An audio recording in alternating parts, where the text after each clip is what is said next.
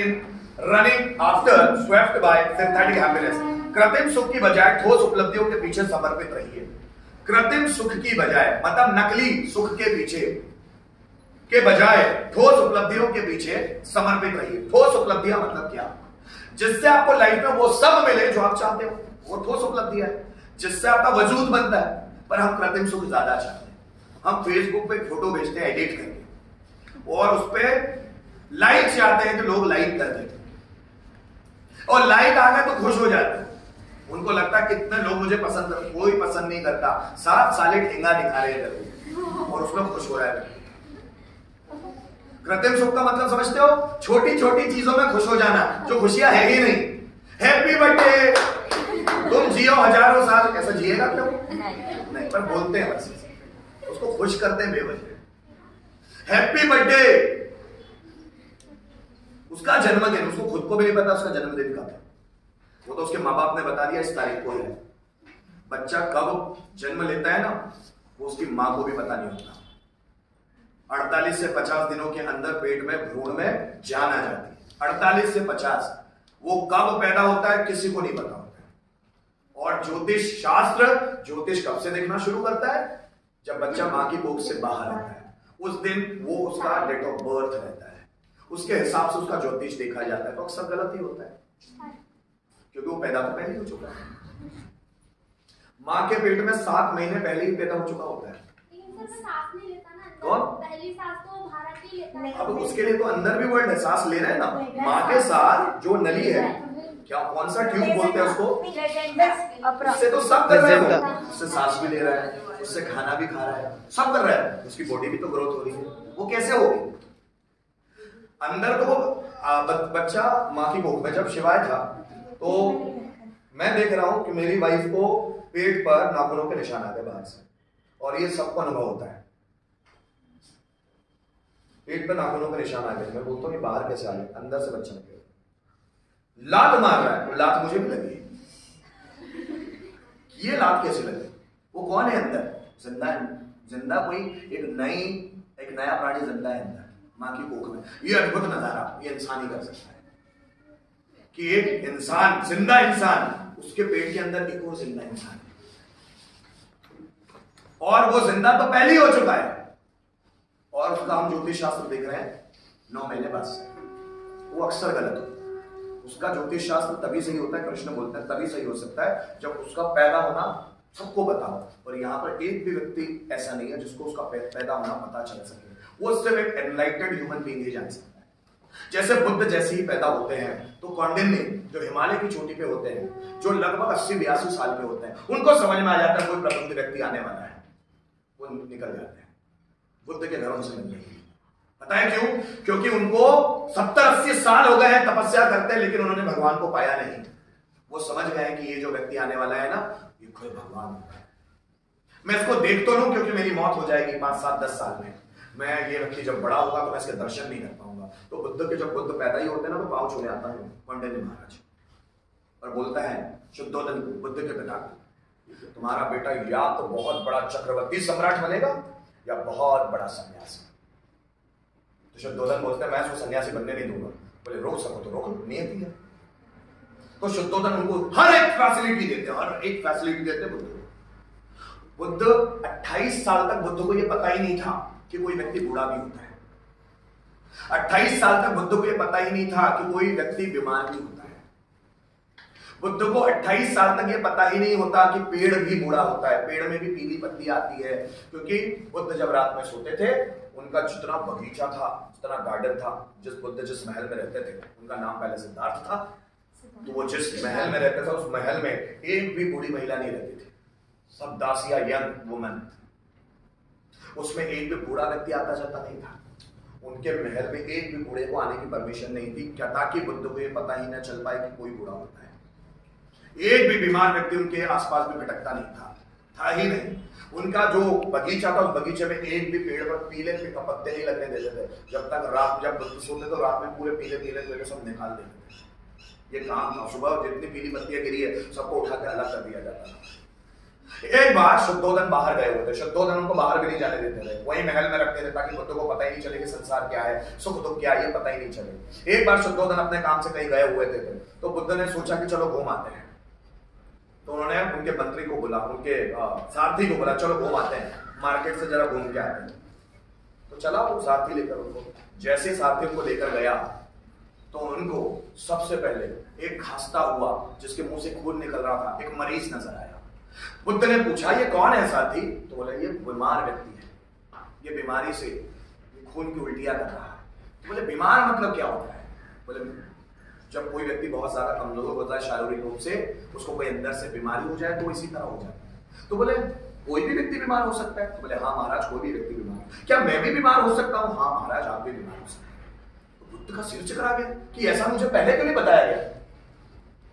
बुद्ध आगे निकले, साथी को लेकर आगे जाके निकले तो वहां पर उनको एक मरा हुआ व्यक्ति उसको ले जा रहे हैं जलाने के लिए, तो उसको ले जा रहे हैं।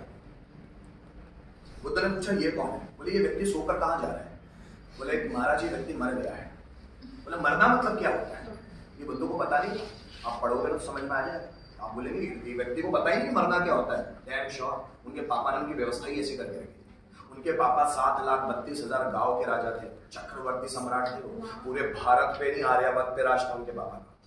उनको पता ही नहीं कितनी फैसिलिटी थी बुद्ध को, सिद्धार्थ को। तो जैसे उन्होंने देखा आदमी को ले जा रहे हैं, उन्होंने पूछा ये कौन है? बोले ये आदमी मर गया है, इसको जलाने के लिए, इसका शव दाह करने के लिए ले जा रहे हैं। बुद्ध बोले मरना मतलब? तो बोले कोई व्यक्ति, हर एक व्यक्ति की एक लिमिट होती है उम्र की, कोई 60 साल, कोई 70 साल, कोई 80 साल, उसके बाद उसकी बॉडी उसका साथ छोड़ देती है। बुद्ध बोले कि हमारी बॉडी भी हमारा साथ छोड़ेगी? तो वो बोलता है हाँ महाराज। तो बुद्ध फिर चकरा जाते हैं कि मैं मरूंगा, तो पता ही नहीं था कि मरना भी होता है। फिर वो आगे निकलता है तो एक सन्यासी घूमता हुआ नजर आता है और बहुत सिद्ध सन्यासी रहता है। बुद्ध पूछते ये कौन है? तो बोले ये सन्यासी। सन्यासी का मतलब क्या होता है? सन्यासी मतलब जो सुख दुख से ऊपर आ जाता है, जो मौत को जानने निकला है वो सन्यासी। तो क्या मौत को जाना जा सकता है? तो वो बोलता है हाँ महाराज जाना जा सकता है, बहुत सारे लोगों ने सिद्ध भी किया है, मौत के आगे भी निकले प्रबंध लोग। तो बोले क्या मैं भी जान सकता हूँ? तो बोले हाँ आप भी जान सकते हैं, कोशिश करें। बुद्ध का दिमाग खराब हो गया। उस रात वो घर गए, पूरी रात नहीं सोए। उनके दिमाग में खलबली मच गई, क्या मैं भी बीमार पड़ूंगा? क्या मेरी भी मौत होगी? अगर ये सब होना ही है, ये संसार में ऐसा ही हो रहा है, तो मैं जी क्यों रहा हूं? उनका दिमाग अब मैं जानूंगा इस जीवन, मैं जीवन के आगे की मृत्यु को जानूंगा। और बुद्ध निकल गए। उसी रात में उनकी जो वाइफ थी यशोधरा और बेटा राहुल उनको छोड़ के निकल गए। 6 साल कर दिए, जंगलों में गए जब तक उनको ज्ञान नहीं। बिहार में गांव है गया, गया में बोधि वृक्ष, उसके नीचे उनको ज्ञान हुआ। तो वहां गए और जब वहां जाकर उनको जब ज्ञान मिला तो घर आए 8 दिन बाद, नहीं यार 6 महीने बाद 8 घंटे में उनको नॉलेज मिला था। 8 घंटे तक एक ही जगह सुन्न होकर बैठे रहे, जब उनके अंदर नॉलेज आया। 6 साल बाद वो घर आए और 6 साल बाद जब आए तो प्रबुद्ध व्यक्ति, सब जानते थे ये दुनिया में घटने वाली हर एक घटना का रीजन हो जाते थे, उनको सब पता था। जो भी कोई भी पूछे तो उनको आए। तो बुद्ध के साथ ये हुआ है और जिसके साथ घटता है उसी में चेंजेस होते हैं। तो मैं आपको बताने की कोशिश कर रहा था कि बुद्ध ने वो चीजों को पाया जो हमेशा उनके साथ रहने वाली थी, हमेशा वो सुख को पा लिया जो हमेशा उनके साथ, उन्हें जान लिया हमेशा। अब वो वाइफ से ज्यादा कनेक्टेड नहीं थे, बच्चे से ज्यादा कनेक्टेड नहीं थे। उनका बेटा भी राहुल भी उनका भक्त बन गया, वो उसने भी बहुत धर्म धारण कर लिया। उनको मानने वाले बहुत सारे लोग, उनके पिता शुद्धोधन को भी उन्होंने बोला आप भी मेरा धर्म धारण कर लीजिए, मैं आपको मुक्ति दूंगा। पर उन्होंने धारण नहीं किया, उनके पापा ने उनको बहुत डांटा।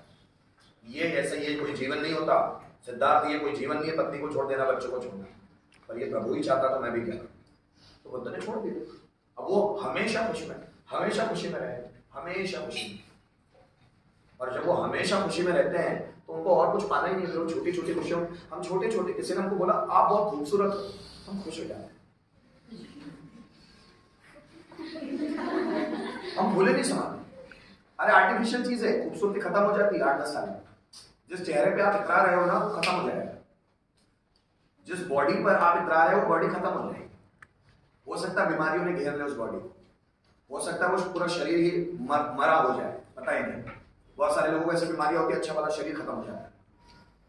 तो हर एक चीज खत्म होने वाली है, लेकिन फिर भी लोग बड़े कठिनाते हैं अपनी चीजों पर। किसी की हेयर स्टाइल, मेरी भी हेयर स्टाइल बहुत अच्छी थी, अब देखो हेयर ही, तो क्या कराओगे यार? हर एक चीज यहाँ जाने वाली है। मौत के बाद यहाँ कुछ साथ नहीं रहता, लेकिन साइंटिस्ट बोलते हैं मौत के बाद सिर्फ नाखून और बाल बढ़ते हैं, बाकी कोई चीज नहीं होता। और हम मर भी जाते हैं ना, मरने के बाद में हमारे अंदर के जीवाणुओं को पता ही नहीं रहता। लगभग 7,000 अरब जीवाणु रहते हैं हमारी बॉडी में, उनको पता ही नहीं होता कि हम मर गए हैं। वो तो वैसी एक्टिविटी करते रहते हैं, जो एक्टिविटी कर रहे हैं वो वैसे ही कर, उनको पता ही नहीं होता। उनको बताने वाला थोड़ी ना है कोई कि हम मर गए हैं, उनको तो पता ही नहीं होता कि हम मर गए। और वो एक्टिविटी चलती रहती बहुत समय तक, फिर उनको लगता कि इसके बॉडी के ऑर्गन्स ने काम करना बंद कर दिया है, तब वो जीवाणु मरते हैं। या तो उन जीवाणु को तो पता ही नहीं है। किसी को दफना दिया जाता है, दफनाने के बाद भी उसके नाखून बढ़ते हैं, मरने के बाद भी बाल भी बढ़ते हैं। It is scientifically proven. पता नहीं रहता इंसान, सब बॉडी पार्ट्स खत्म हो जाते हैं। लेकिन आप ऐसा समझोगे का? हम लोगों को लगता है कि नॉर्मल चीजें, मैं तो देखो पढ़ता हूँ इसलिए जानता हूँ। जो पढ़ेगा, जानेगा, समझेगा, वो रिलैक्स होगा, और जो पढ़ेगा नहीं, समझेगा नहीं, वो छोटी छोटी चीजों में लगा रहेगा। उसको लगा ये पालू वो पालू। मुझे सब कुछ बहुत बड़ा अचीवमेंट पाने का मन में ऐसा कोई लालच नहीं है, तो मैं बहुत नाम कमाऊं, ऐसा कोई लालच नहीं। बस काम करना है, मेरे काम में एक्सीलेंट करना है। बाकी ऐसा कुछ बहुत ज्यादा पाना है, ऐसा कुछ मेरे मन में है नहीं कि बहुत ज्यादा पाना है, पैसा भी बहुत ज्यादा कमाना है, बहुत नौकर चाकर गाड़ियां, ये सब कुछ नहीं होना चाहिए, क्योंकि वो सब खत्म होने वाली चीज। वो पालो जो कभी खत्म नहीं होगा। जैसे नॉलेज, मानसिक तौर पे नॉलेज आ जाए ना, वो खत्म नहीं होता। और ये जो मैं नॉलेज पा रहा हूँ, मुझे ऐसा लगता है जैसे मैंने लोगों को पढ़ाया, प्लस होकर अगले जन्म में साथ में जाता है। फिर हो सकता है मैं इससे भी बड़ी पोस्ट पे जाऊं अगले बार। इसलिए व्यक्ति को समझना चाहिए, पढ़ते रहना चाहिए, जानना चाहिए, ताकि उसका ब्रेन डेवलप हो और वो अगले साल मतलब अगले जन्म में प्लस करके जाए, कि अगले जन्म में बहुत कम उम्र में ही ज्यादा सक्सेसफुल बन जाए। ठीक है, आगे